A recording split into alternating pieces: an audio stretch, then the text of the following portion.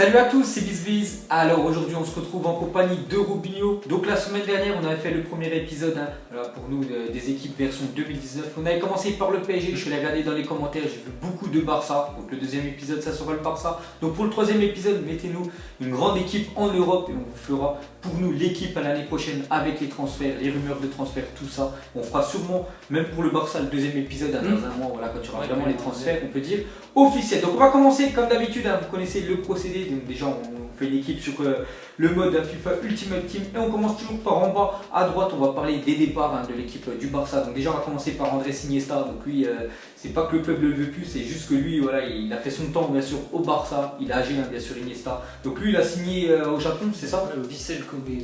Vissel Kobe. Donc voilà les gars, Iniesta au Japon, donc légende bien sûr au FC Barcelone. On va pas parler voilà, on sait tous comment le talent bien sûr d'Iniesta. Donc vraiment grande perte quand même pour le Barça de perdre Iniesta. Le deuxième c'est Arda Turan qui a été prêté je crois cette année en prêt à Istanbul Başakşehir. Et lui je crois qu'il y a quelques matchs, enfin ce dernier match qu'il a disputé il a complètement pété un câble, il a insulté l'arbitre, je crois poussé l'arbitre, il a pour moi plus de 15 matchs de suspension. Donc normalement il va revenir au Barça enfin la reprise bien sûr. Il ne pourra pas jouer. La reprise de la saison, il ne pourra pas jouer je pense au moins pendant toute la période de sa suspension, donc au moins jusqu'à novembre quasiment. Donc pour moi je pense que ça va être encore un départ pour Arda Turan depuis qu'il est parti. Il n'allait pas jouer. Depuis qu'il est parti de l'Atlético de Madrid, ça n'a plus du tout pour ce jour-là, c'est vraiment dommage, qu'il a un grand talent quand même. Turan. Ensuite ce sera Delefeu, donc lui Delefeu ils l'ont prêté l'année dernière, je ne me souviens même plus quel club, ils l'ont prêté, donc à chaque fois il revient, à chaque fois il est prêté, donc normalement peut-être le Barça va le conserver, mais il va encore une fois de plus le prêter. La même chose pour André Gomes qu'ils ont gardé cette année. Donc lui aussi je vois un départ pour Gomes, le portugais qui s'est jamais imposé, qui en plus avait fait une petite déclaration, il a dit qu'il ne se sentait pas super bien au FC Barcelone. Donc normalement il devrait partir. Yeremina aussi ça pourrait être un départ, mais pas un départ officiel, enfin un transfert officiel, ça devrait être juste un prêt. Voilà pour le défenseur, le jeune défenseur colombien du FC Barcelone. Un peu de temps de jeu et de l'expérience aussi pour revenir plus tard. Voilà, parce que quand il y a Umtiti et Gérard Piqué en défense, c'est compliqué. Et le dernier, ça sera Ousmane Dembélé aussi. Pour moi, je le vois bien partir du Barça. Donc lui aussi, ce serait un prêt. Voilà, le Barça, pour ne pas le vendre directement, ils l'ont acheté plus de 150 millions l'année dernière. C'est pas pour le revendre un an après. C'est pour qu'il aille jouer un petit peu dans des autres grands clubs européens. Parce que là, cette année, voilà, ça va être compliqué. On a bien vu l'année dernière, il n'était pas trop souvent titulaire. Donc pour moi, voilà, tous ces joueurs-là quitteront bien sûr le Barça cet été. On va commencer, comme d'habitude, on va commencer par le gardien. Donc il n'y aura pas de changement. Ter Stegen, normalement, ça sera toujours le gardien du FC Barcelone depuis Victor Valdés, qui était plutôt moyen il y a quelques années. Ça, c'est un vrai gardien pour moi. Vraiment, il est exceptionnel, Ter Stegen. Donc que dire sur lui Tant qu'il est performant, qu'il continue. Il n'y a aucune rumeur qui pourrait partir. Même le Barça, il n'y a pas de rumeur qu'il veut l'acheter. Non, non plus un autre gardien. Donc on est d'accord, satisfait. Ter Stegen sera encore une fois de plus dans les buts et pour moi il est vraiment très bon dans ce poste-là. Ensuite, défenseur gauche, Jordi Alba. Parle-nous un peu de Jordi Alba pour toi, est-ce qu'il sera encore une fois de plus titulaire? Je ne sais pas si Jordi Alba sera titulaire, j'ai même l'impression qu'en ce moment Alba, il y a des petites tensions entre lui et les dirigeants de Barcelone. Je ne sais pas quel est trop le problème, mais je ne suis même pas sûr qu'il sera là l'année prochaine. Après, vu qu'il n'y a pas trop de clubs qui sont intéressés par son profil, mais on n'est pas sûr qu'il sera là. Pour moi, je ne sais pas quand même s'il sera titulaire. J'ai jamais trop apprécié Jordi Alba sur le terrain. Je trouvais qu'au début de sa carrière, il avait beaucoup de talent, mais j'ai jamais trouvé qu'il a vraiment confirmé toutes les attentes qu'on avait placées en lui. De toute façon, le Barça, ils n'ont pas le choix, c'est soit Alba, soit Lucas Digne, qu'on parlera après des remplaçants. Donc pour l'instant, j'ai pas entendu de rumeurs de transfert ou qu'ils aimeraient acheter un défenseur gauche. C'est pour ça qu'on l'a quand même mis dans cette équipe-là. Normalement, il sera encore de l'aventure l'année prochaine. On refera une vidéo dans un mois, du FC Barcelone. Peut-être qu'il y aura des changements, mais pour l'instant, je pense qu'il sera une fois de plus au Barça la prochaine saison. Ensuite, ça sera Samuel Umtiti, une grosse saison de Umtiti, même s'il n'a pas encore reprolongé son contrat, normalement ça devrait se faire. Il y avait des rumeurs avec les deux Manchester qui étaient intéressés, même pour lever sa clause libératoire, mais bon, je pense quand même qu'il va refaire une saison. Il va refaire une saison bien sûr au FC Barcelone. C'est même lui maintenant qui est devenu le pilier, le cadre de cette défense. Donc il n'y a aucun souci, je pense qu'il sera une fois de plus au Barça. Le prochain, ça sera une première recrue, ça sera Clément Lenglet. Normalement, ça devrait être officiel, peut-être quand vous regardez la vidéo, c'est officiel, ou ça va être officiel peut-être dans la semaine. Donc c'est un défenseur déjà français du FC Séville, pas trop connu Clément Lenglet, surtout en France, pas trop connu parce qu'il a beaucoup joué à l'étranger. Ouais, puis à Nancy, c'est pas à Nancy. Donc il pourrait être transféré au FC Barcelone pour je crois 35 plus 3 millions, ça fait aux alentours, on va dire grosso modo 40 millions d'euros. Donc on l'a vu en champion face à Manchester. Ouais, Manchester United. Manchester, il avait été très très solide, on l'a remarqué. C'est quelqu'un qui est très très solide, comme j'ai dit, dans les duels, il est vraiment très intéressant, il gagne souvent ses duels.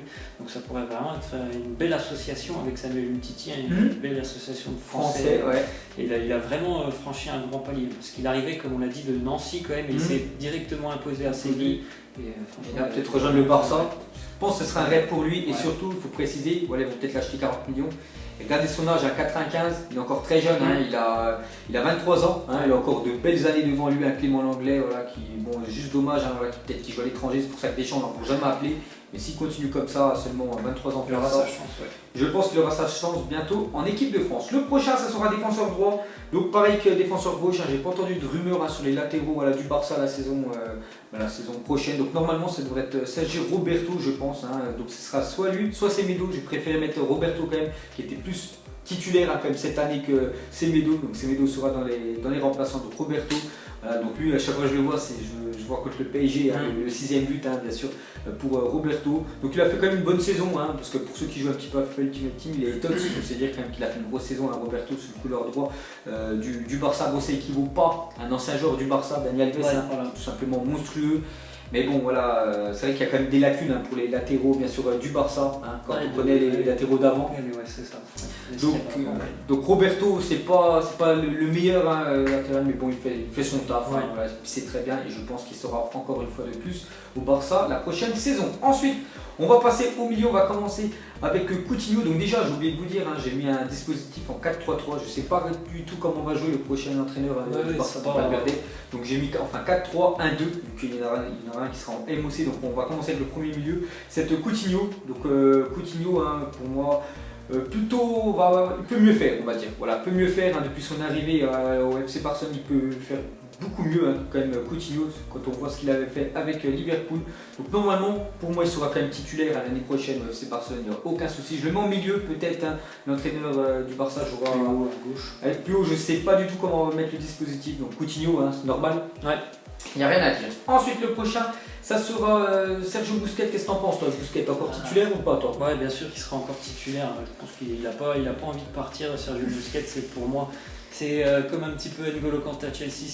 Déjà, on parle rarement en général des milieux défensifs, mais c'est quelqu'un qui, pour moi, est l'un des 2 ou 3 meilleurs milieux défensifs du monde, et il a largement sa place dans l'équipe du Barça. Et je pense pas qu'ils sont prêts de le vendre. C'est quelqu'un qui est très important, parce que le Barça, tu as vraiment une ligne offensive, une ligne défensive, et il y a quelqu'un au milieu qui est presque tout seul à faire le boulot entre les deux. C'est lui, et il est déjà énorme à faire ce boulot-là. Donc voilà, comme tu as dit, c'est peut-être le travail de l'ombre par rapport aux autres attaquants, où tu regardes plus qu'à marquer, mais il ne faut pas oublier qu'il y a des milieux de terrain, il y a des défenseurs, et les milieux défensifs qui récupèrent beaucoup de ballons. Tu parlais de Kanté, Busquets, c'est vrai qu'en tant que milieu défensif, en tant que plaque tournant dans cette équipe du Barça, il n'y a aucun souci pour moi, il sera là. Bon, après, je vois son âge, 1988, donc il a 30 ans.